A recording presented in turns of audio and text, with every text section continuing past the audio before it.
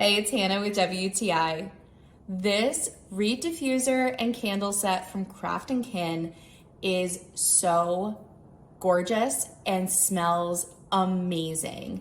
The two different scents that come in this pack are so unique. They smell so amazing. The pine and clove scent of the reed diffuser is made up of pine, musk, oak moss, and clove.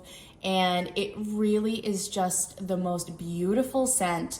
And I also so love this candle. The smoke and vanilla of the bergamot, sandalwood, and leather scent is just mind-blowing. I am completely in love with these, and I really appreciate that these candles come in a reusable jar. So when I'm done burning the candle, I have this great jar left over afterwards.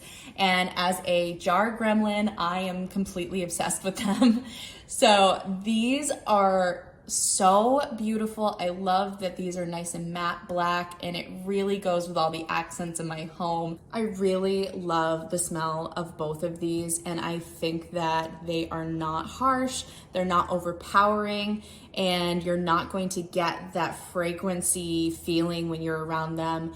I am completely obsessed with them. It is so luxurious, and I think that they make the perfect complement to any home and would make an amazing housewarming gift.